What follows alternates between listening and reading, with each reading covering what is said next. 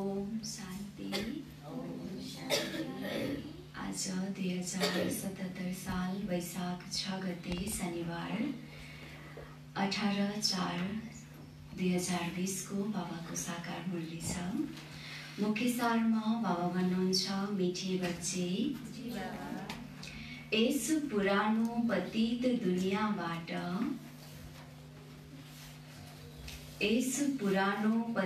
दुनियाँबाट तिम्रो बेहदको वैराग्य हुनुपर्छ। यस पुरानो पतित दुनियाँबाट तिम्रो बेहदको वैराग्य हुनुपर्छ, किनकि तिमी पावन बन्नु छ।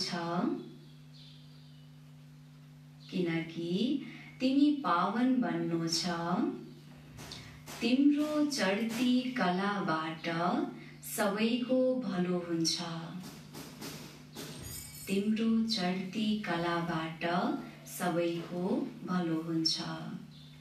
मिठे बच्चे, यस पुरानो पतित दुनियाँबाट तिम्रो बेहदको वैराग्य हुनुपर्छ, किनकि तिमी पावन बन्नु छ।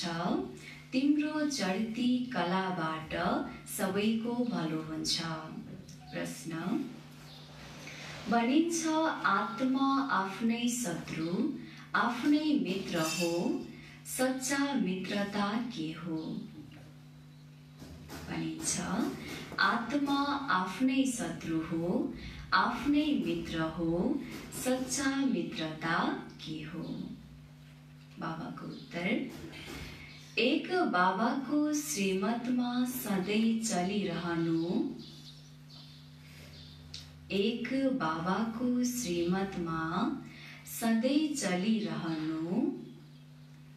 यही सच्चा मित्रता हो।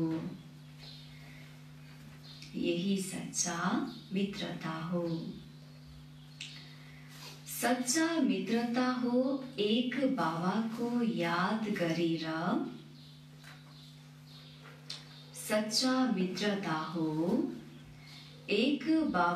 याद गरेर, पावन बन्नु र बाबाबाट पूरा वर्षा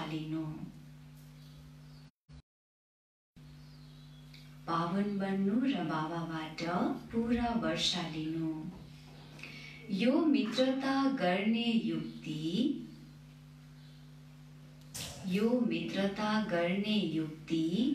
बाबाले नै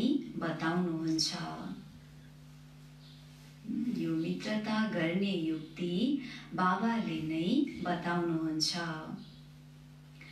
संगम युगमा नै आत्मा आफ्नो मित्र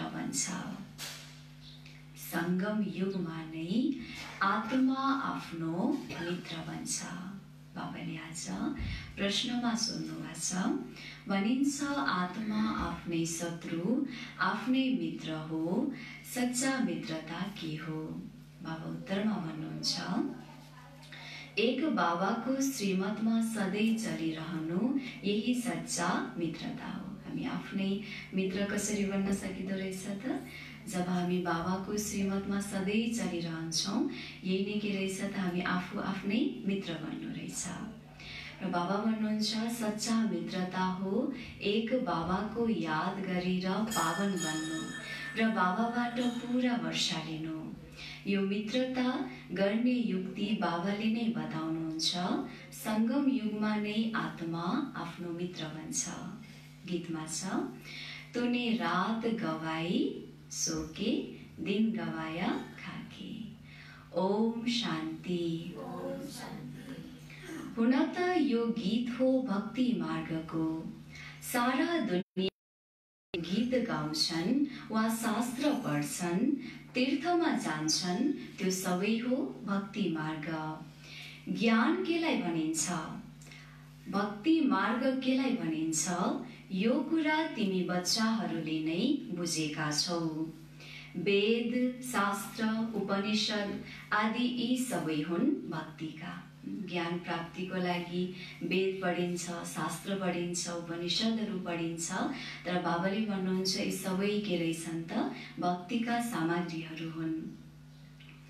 आधा कल्प भक्ति चल्छ र आधा कल्प फेरि ज्ञानको प्रारब्ध चल्छ। भक्ति गर्दा गर्दा उत्रिनु नै पर्छ। जति भक्ति गरे पनि हामी सिडी तल नै उत्रिनु पर्छ। 84 पुनर्जन्म लिँदै तल उत्रिन्छ, फेरि एक जन्ममा तिम्रो चढ्ती कला हुन्छ। कुन एक जन्ममा? संगम युगको यो चाहिँ एक जन्ममा नै हाम्रो चढ्ती कला हुन्छ।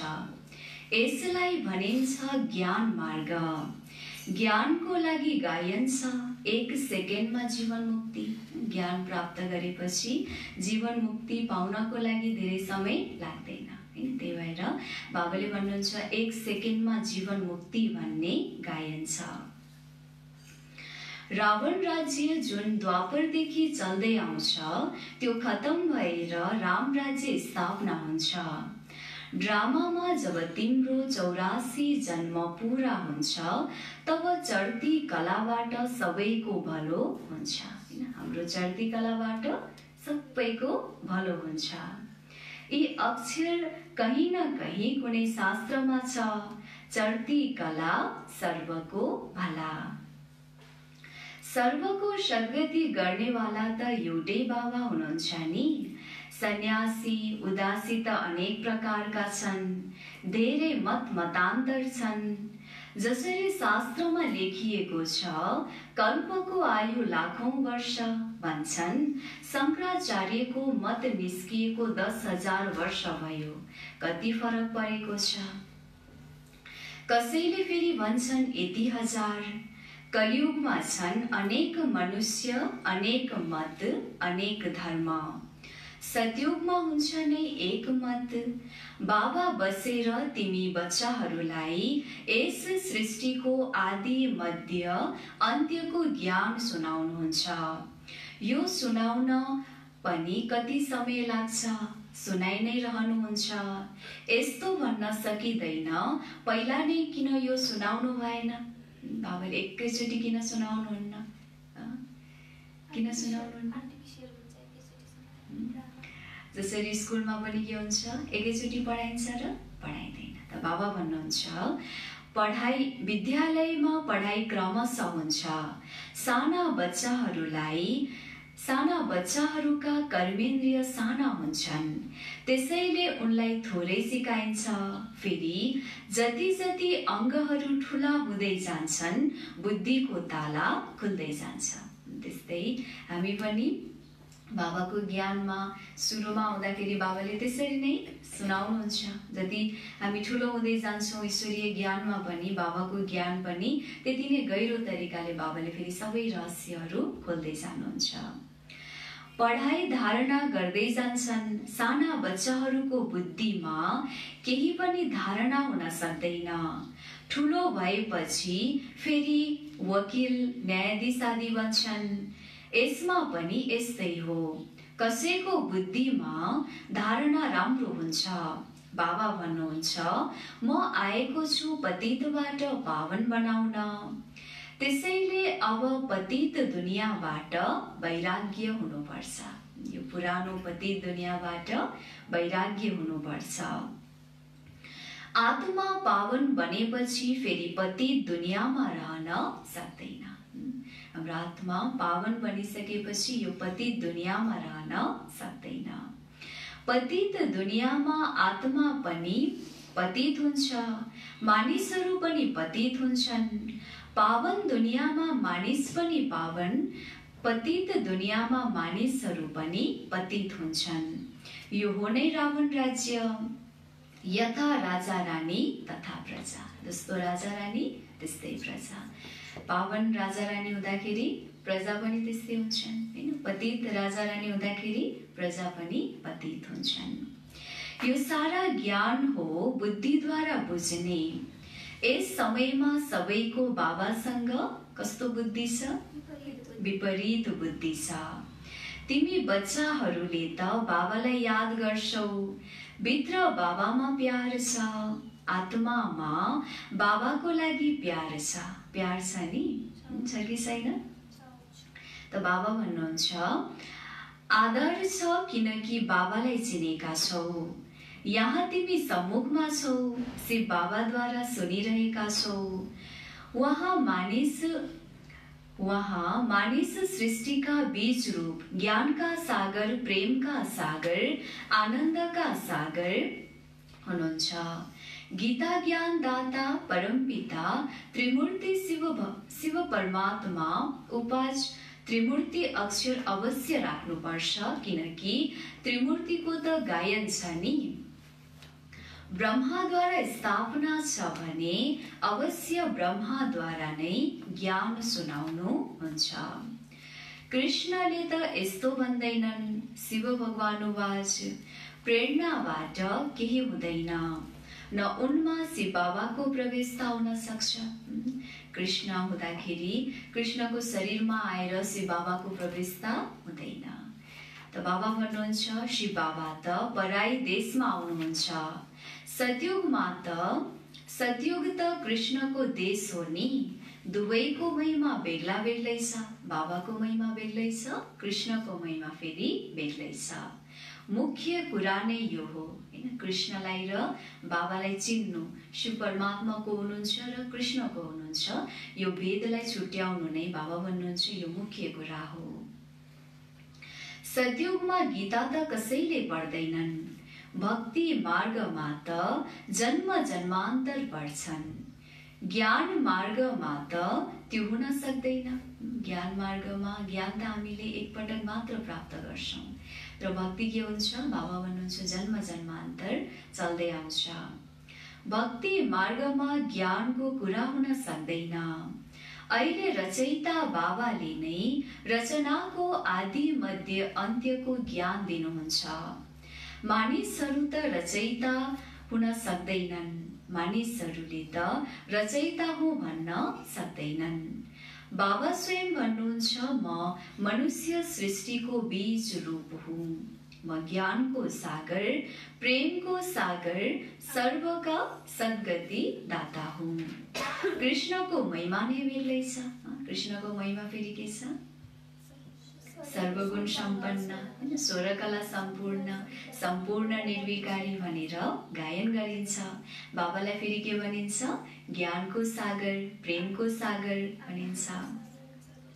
त्यसैले यो पूरा भिन्नता लेख्नुपर्छ, जुन कुरा मानिसहरूले पढ्ने बित्तिकै बुझुन्। गीताका ज्ञानदाता कृष्ण होइन, यस कुरालाई स्वीकार गरे भने तिमीले विजय प्राप्त गर्यौ। जब हामीले गीताको ज्ञानदाता कृष्ण होइन हैन, श्री बाबा हुनुहुन्छ भनेर यो कुरालाई अरूले स्वीकार गरे भनेदेखि बाबा भन्नुहुन्छ तिमीले विजय प्राप्त गर्यौ। मानिसहरू कृष्णको पछि कति हैरान हुन्छन्। जसरी शिवका भक्त शिवका लागि गला काट्न तयार हुन्छन्। हामीलाई शिवको पासमा जानु छ, त्यस्तै उनीहरूले सम्झन्छन् कृष्णको पासमा जानु छ, तर कृष्णको पासमा जान सक्दैनन्। शरीरलाई त्याग गरेर यत्तिकै कोही पनि कृष्णको पासमा जान सकिँदैन। कृष्णको पासमा बलि चढ्ने कुरा हुँदैन। देवी माथि बलि चढ्छन्, देवताहरूमाथि कहिल्यै कोही बलि चढ्दैनन्। तिमी देवीहरू हौ नि, तिमी शिव बाबाको बनेका छौ, त्यसैले शिव बाबा माथि पनि बलि चढ्छन्। शास्त्रमा हिंसा कुरा लेखिएको छ, तिमी त शिव बाबाका बच्चाहरू हौ। तन मन धन बलि चढाउँछौ, अरू कुनै कुरा होइन। हामीसँग जे छ तन बाबाको सेवामा लगाउनु हैन, त्यो नै सच्चा रूपमा बलि चढ्नु हो। त बाबा भन्नुहुन्छ तिम्रो पासमा तन मन धन जे छ त्यो तिमीले चढाउँछौ, अरू कुनै कुरा होइन। त्यसैले शिव र देवी माथि बलि चढाउँछन्। अहिले सरकारले शिव काशी माथि बलि चढाउन बन्द गरेको छ। अहिले त्यो तलवार नै छैन। भक्ति मार्गमा जुन आत्मघात गर्छन्, यो पनि मानव आफैसँग शत्रुता गर्ने उपाय हो। मित्रता गर्ने एउटै उपाय हो। जे बाबा बताउनुहुन्छ पावन बनेर बाबासँग पूरा वर्ष ल्याऊ। एक बाबाको श्रीमतमा चलिराख, यही मित्रता हो। भक्ति मार्गमा जीवात्मा आफ्नै शत्रु हुन्छ। फेरि बाबा आएर ज्ञान दिनुहुन्छ, तब जीव आत्मा आफ्नो मित्र बन्छ। आत्मा पवित्र बनेर बाबाबाट वर्षा लिन्छ। संगम युगमा हरेक आत्मालाई बाबा आएर आफ्नो मित्र बनाउनुहुन्छ। संगम युगमा बाबा आएर हरेक आत्मालाई आफ्नो मित्र बनाउनुहुन्छ। आत्मा आफ्नो मित्र बन्छ। श्रीमत मिलेपछि सम्झिन्छ, म बाबाको मत मानै चल्छु। आफ्नो मतमा आधा कल्प चल्यौं, अब श्रीमतद्वारा सद्गति प्राप्त गर्नु छ।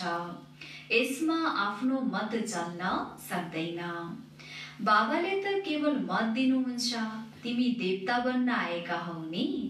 यहाँ राम्रो कर्म गर्यौ भने अर्को जन्ममा पनि राम्रो फल मिल्छ अमरलोकमा। हामीले यहाँ राम्रो कर्म गर्यौं भने हामीलाई यसको फल अर्को जन्ममा मिल्छ, राम्रो फल मिल्छ र त्यो दुनिया नै छ फेरि अमरलोक हैन। यो दुनियामा पाइँदैन, अब गएर अर्को दुनियामा फेरि यसको फल मिल्छ।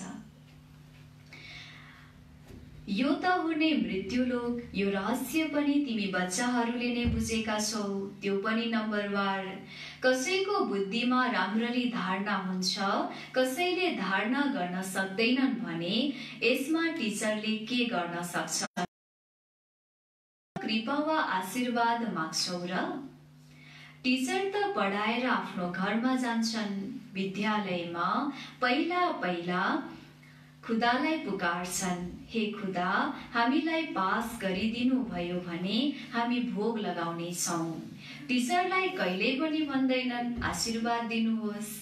यस समय परमात्मा हाम्रो बाबा पनि हुनुहुन्छ भने टिचर पनि हुनुहुन्छ। बाबाको आशीर्वाद त स्वतः मिल्छ नै। बाबाले चाहनुहुन्छ बच्चाहरू आए भने उनलाई धन दिउँ। यो आशीर्वाद भयो नि। यो एक नियम हो। बच्चाहरूलाई बाबाबाट वर्षा मिल्छ। अब त तमो प्रधान नै हुँदै जान्छन्। जस्तो पिता त्यस्तै बच्चाहरू। दिन प्रतिदिन हर चीज तमो प्रधान हुँदै जान्छ। पितालाई त आशा हुन्छ कि आफ्नो बच्चालाई हैन आफ्नो सम्पत्ति आफ्नो वर्षा दिउँ भनेर, तर बाबा भन्नुहुन्छ अहिलेको दुनिया कस्तो छ त एकदमै तमो प्रधान छ। हामी समाजमा देख्न सक्छौं, जस्तो पिता हुन्छन् त्यस्तै बच्चाहरू पनि हुन्छन् भन्नु बाबाले। तत्त्व पनि तमो प्रधान हुँदै जान्छ। यो हो नै दुःखधाम। 40,000 वर्ष अझै आयु हुने हो भने के हालत होला? यो कलियुगको अझै 40,000 वर्ष आयु हुने हो भने के हालत होला भन्नुहुन्छ बाबाले। मानिसहरूको बुद्धि बिल्कुलै तमो प्रधान बनेको छ। बाबासँग योग लगाउनाले अहिले तिमी बच्चाहरूको बुद्धिमा प्रकाश आएको छ। बाबा भन्नुहुन्छ जति यादमा रहन्छौ त्यति लाइट बढ्दै जान्छ। जति यादमा रहन्छौ त्यति लाइट बढ्दै जान्छ। यादबाट आत्मा पवित्र बन्छ, लाइट बढ्दै जान्छ।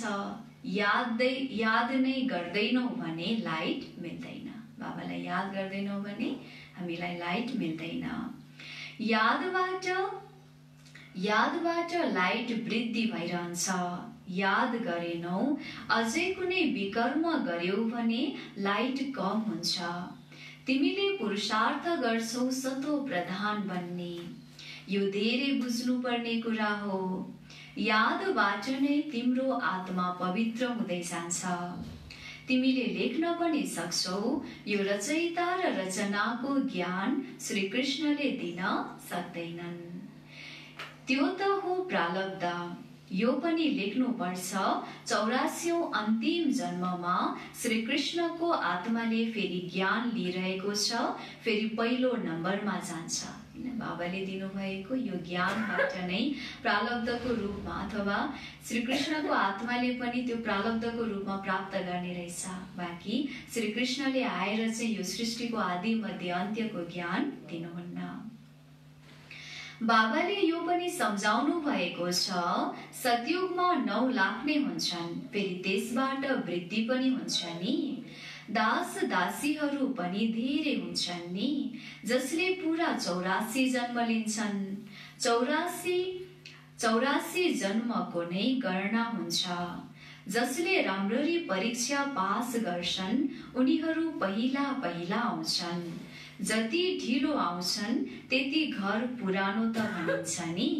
नयाँ घर बन्छ, फेरि दिन प्रतिदिन आयु कम हुँदै जान्छ। त्यहाँ त सुनका महल बन्छन्, ती त पुराना हुँदैनन्। सुन त सधैँ चम्किन्छ, फेरि पनि सफा त अवश्य गर्नुपर्छ।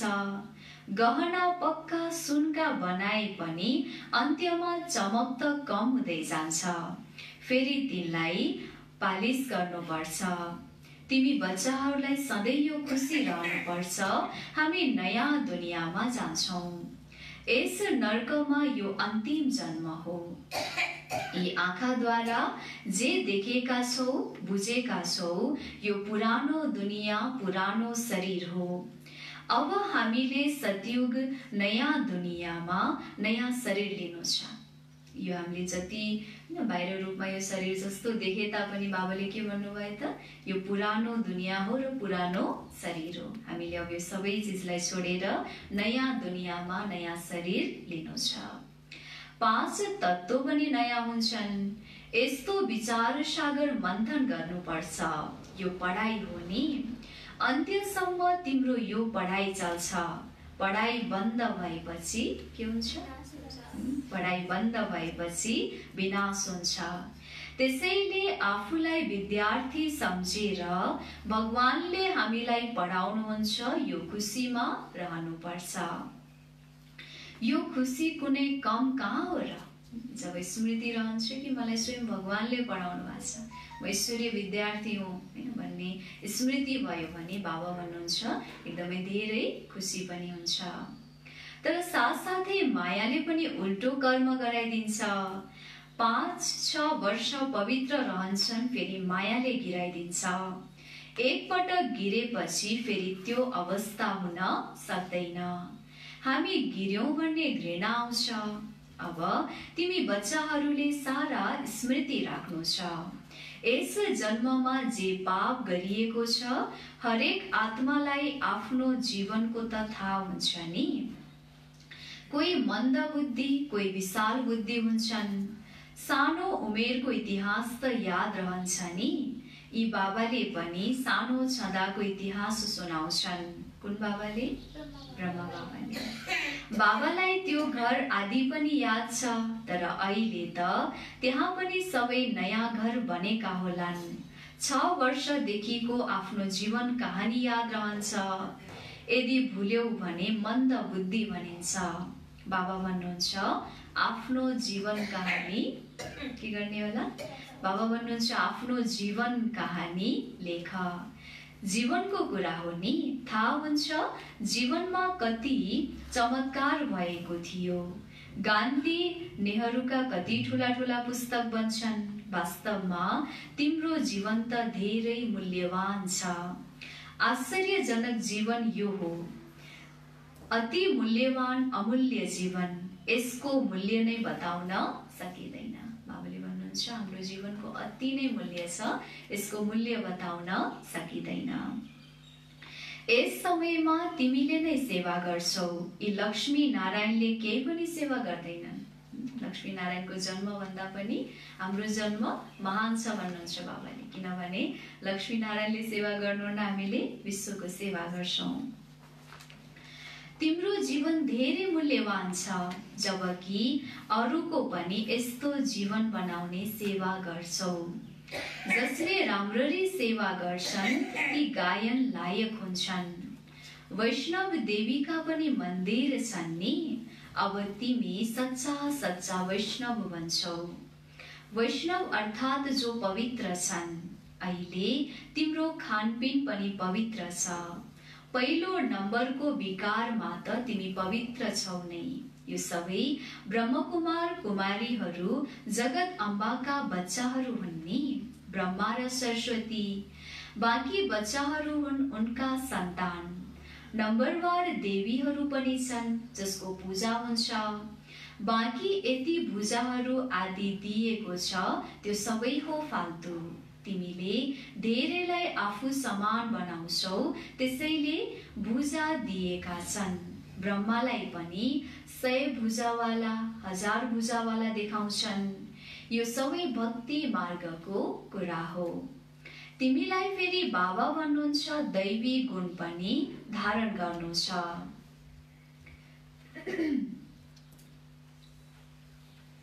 कसैलाई पनि दुःख नदेऊ, कसैलाई उल्टो सुल्टो मार्ग बताएर सत्यानाश नगर।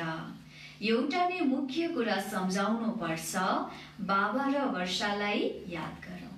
बाबा भन्नुहुन्छ बाबा र वर्षालाई याद गरौँ, यो नै मुख्य कुरा हो जुन सबैलाई सम्झाउनु छ। बाँकीहरू जति पनि हामीले उल्टो सुल्टो कुरा सुनाउँछौँ, यसबाट आफ्नो पनि सत्यानाश, अरूको पनि सत्यानाश हुन्छ। अच्छा, मिठे मिठे सिकिलदे बच्चाहरू प्रति माता पिता बाप दादाको याद प्यार एवं गुड मर्निङ। रुहानी बाबाको रुहानी बच्चाहरूलाई नमस्ते।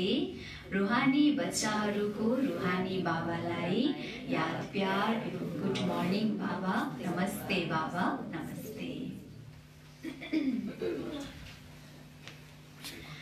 धारणाको लागि मुख्य सार पहिलो नम्बरमा छ, गायन वा पूजन योग्य बन्नको लागि, गायन वा पूजन योग्य बन्नको लागि पक्का वैष्णव बन्नु छ।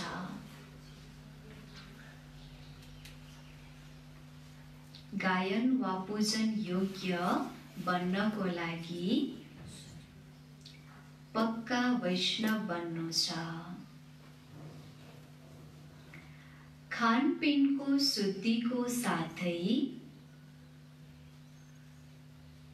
खानपिनको शुद्धिको साथै पवित्र रहनु छ।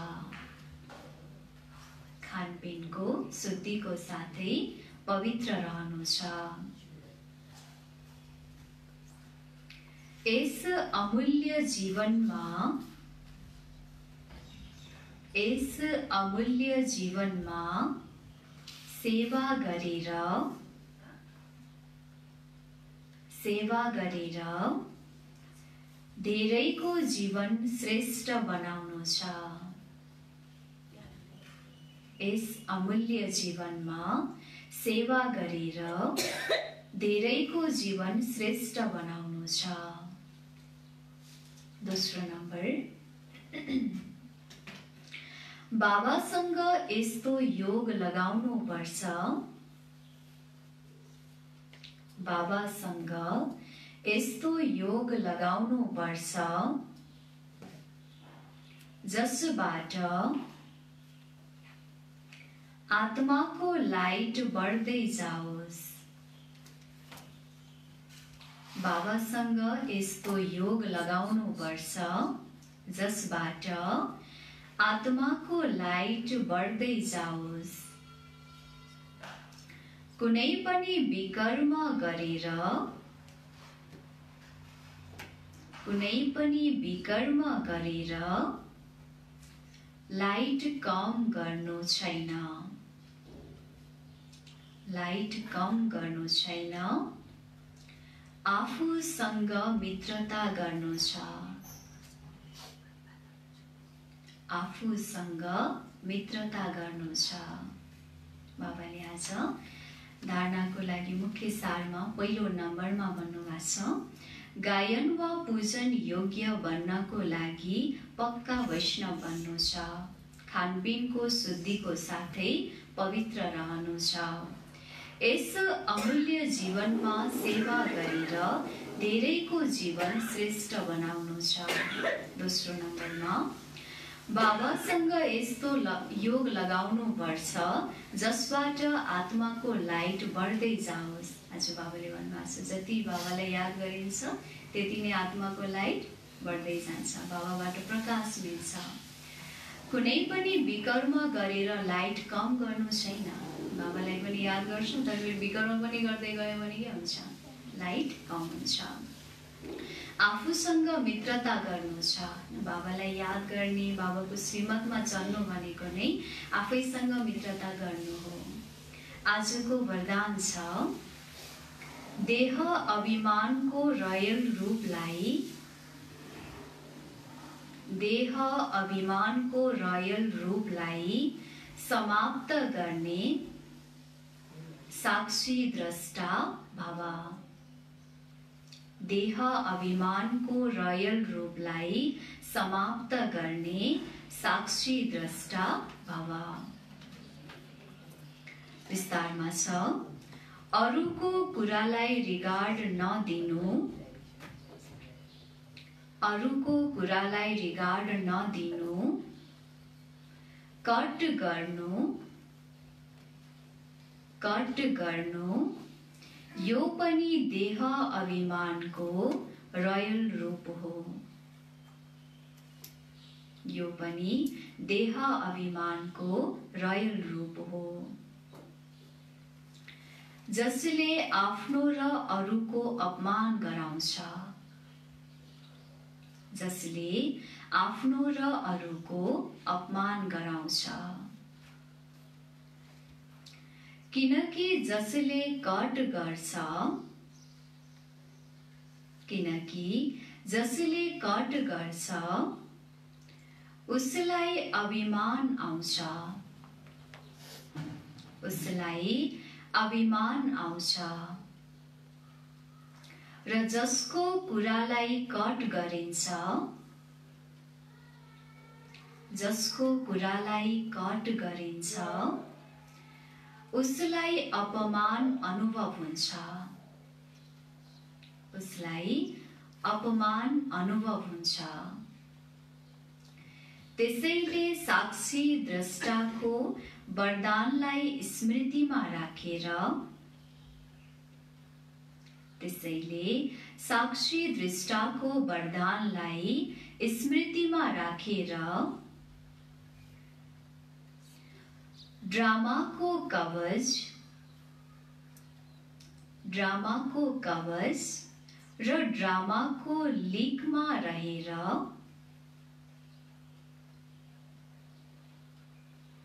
ड्रामाको लिकमा रहेर हर कर्म र संकल्प गर्दै,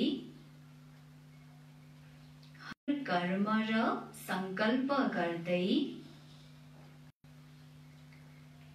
मैपनको यस रयल रूपलाई, मैपनको यस रयल रूपलाई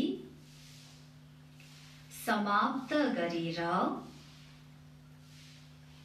समाप्त गरेर हर एकको कुरालाई सम्मान दियो। मैपनको यस रयल रूपलाई समाप्त गरेर हर एक सम्मान दियौं, स्नेह दियौं भने, स्नेह दियौं भने ऊ सदाको लागि सहयोगी बन्छ।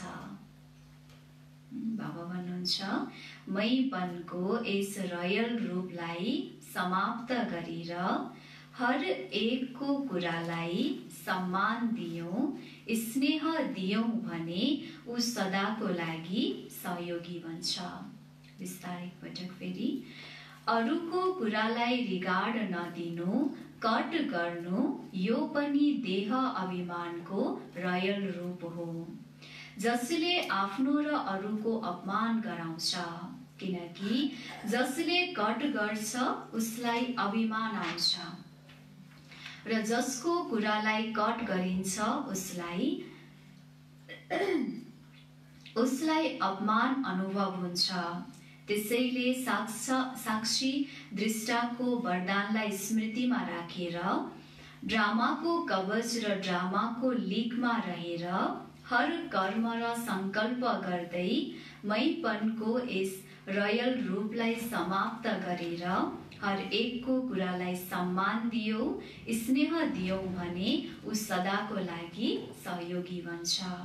आजको स्लोगन छ परमात्मा श्रीमत रूपी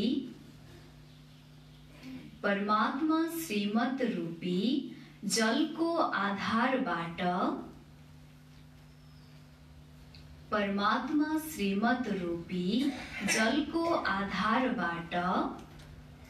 कर्म रूपी बीजलाई शक्तिशाली बनाऊ। परमात्मा श्रीमत रूपी जलको आधारबाट कर्म रूपी बीजलाई शक्तिशाली बनाऊ। आज बाबाले मुरलीको सारमा भन्नुभएको थियो, मिठे बच्चे यस पुरानो पति दुनियाँबाट तिम्रो बेहदको वैराग्य हुनुपर्छ, किनकि तिमी पावन बन्नु छ। तिम्रो चढ्ती कलाबाट सबैको भलो हुन्छ। ओम शान्ति।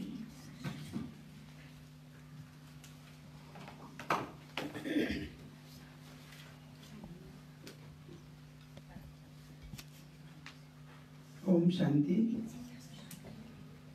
ओम शान्ति। ओम शान्ति। हामी सबैलाई थाहा छ, विशेष गरेर हाम्रो यो ईश्वरी विश्वविद्यालय संस्था जब स्थापना भयो त्यसको नाम थियो ओम मण्डली। सुरुमा जब संस्थाको स्थापना भयो त संस्थामा धेरै विघ्नहरू आइपरे, किनभने नयाँ ज्ञान थियो परमात्माले दिएको र अनि जुन संस्कृति परम्परा र आडम्बरमा चलिरहेको थियो उनीहरूलाई पचाउन गाह्रो थियो। त्यसले गर्दा उनीहरूले धेरै नै विरोध र विघ्नहरू पुर्याउँथे, समाजबाट त्यस्तो किसिमको विघ्नहरू आउँथ्यो। त हाम्रो यस ईश्वरी विश्वविद्यालय जसलाई ओम मण्डली भनिन्थ्यो, किनभने हामीले बाबाले विशेष गरेर सबैलाई ओम ध्वनि उच्चारण गराउनुहुन्थ्यो र ओम ध्वनिद्वारा सारा विघ्नहरू घट्दै विघ्नहरू चाहिँ टलेको थियो। त्यसरी नै अहिले पनि हाम्रो यो संसारभरि अहिले कोरोना भाइरसको विघ्न आएको छ। एउटा मनुष्य मात्रमा भनौँ सम्पूर्ण संसारमा नै एउटा विघ्न आएको छ। त्यसलाई पनि त्यस्तो किसिमको विघ्नलाई संसारबाट मुक्त गर्नको लागि, संसारलाई त्यसबाट चाहिँ मुक्त गर्नको लागि मधुबनबाट विशेष इसारा हामीलाई प्राप्त भएको छ कि हाम्रो संस्थाको सुरुवातमा जस्तै यो विघ्नबाट पनि हामीले मुक्ति प्राप्त गर्नको लागि पनि हामीले ओम ध्वनि गरौँ। त्यसकारणले घरमा बसेर पनि देश विदेशमा जहाँ हाम्रो भाइ बहिनीहरू, दाजुभाइहरू, दिदीबहिनीहरू हुनुहुन्छ, मुरली सुनिरहनु भएको छ, ईश्वरी परिवारको सदस्यहरू हुनुहुन्छ, उहाँले घरमा बसेर पनि ओम ध्वनि उच्चारण गर्नुहोला ताकि यो विघ्न छिटोभन्दा छिटो टलोस् र हामी पुरुषार्थमा अगाडि बढ्न सकौँ। र यो ओम हामीले विशेष गरेर बिहानमा 5:30 देखि 6:45 15 मिनट यहाँ चाहिँ हामीले गरिरहेका छौँ र बेलुका 5 बजेदेखि 5:15 ओम ध्वनि गरेका छौँ र 5:15 देखि 5:30 फेरि हाम्रो अन्तर्राष्ट्रिय रूपमा सामूहिक योग भइरहेको छ र त्यसपछि साँझ फेरि 7:30 देखि 7:45 यहाँ सामूहिक रूपमा यहाँ चाहिँ हामीले ओम ध्वनि उच्चारण गरेका छौँ। त्यही समयअनुसार जसले पनि यो सूचना सुन्नुभएको छ उहाँहरूले पनि सकेसम्म त्यही समयमा ओम ध्वनि उच्चारण गर्नुहोला र आफूले कसैले यो लाइभमा सुन्नुभएको छैन भने आफ्ना सङ्गी साथीहरूलाई पनि यो सर्कुलर गर्नुहोला, जानकारी गराउनुहोला र हरेक घरबाट यो ओम ध्वनि उच्चारण भयो भने अनि हामीले चाहिँ यो विघ्नलाई, संसारको विघ्नबाट हामी मुक्ति प्राप्त गर्न सक्छौँ, यसलाई टार्न सक्छौँ। र विशेष गरेर हामीले योगको टाइमभन्दा पहिला यो ओम ध्वनिको गर्नुको पनि अर्थ छ कि सुरुमा बाबाले जब ओम ध्वनि गराउनुहुन्थ्यो त ओम ध्वनि गर्दै अनि सबैजना ध्यानमा जान्थे, साक्षात्कार हुन्थ्यो र त्यसबाट फाइदा हुन्थ्यो। त्यसकारण योगको अन्तिममा भन्दा योगको सुरुमा हामीले चाहिँ ओम ध्वनि गऱ्यौँ भने ओम ध्वनि गरिसकेपछि फेरि हामीले जुन योग गर्छौँ त्यसमा हामीलाई विशेष अनुभूति र साक्षात्कार पनि हुनसक्छ। त्यस कारणले अरू योगको पिरियडभन्दा पहिला यो ओम ध्वनि गरेर अनि हामीले योग गऱ्यौँ भने यो बढी यसले चाहिँ सार्थकता पाउँछ, हामी सबैलाई विशेष अनुभूति गर्ने मौका हुनसक्छ। त्यसर्थ सबैले यसलाई मधुबनको डाइरेक्सन छ, विशेष इसारा छ र यो ओम ध्वनि गर्दाखेरि हुन त प्राणायामको हिसाबले जतिखेर गर्दा पनि हुन्छ, तर विशेष गरेर राजयोग मेडिटेसनको हिसाबले विशेष अनुभूति गर्नको लागि योगको समयभन्दा पहिला गर्दाखेरि यसको विशेष लाभ हुन्छ। यो कुरा सबैलाई जानकारी होस् र आफूले चाहिँ अरू दाजुभाइ दिदीबहिनीहरू आफ्नो सम्पर्कमा भएका ईश्वरी परिवारका सदस्यहरूलाई पनि अवश्य जानकारी गराइदिनु होला। ओम शान्ति।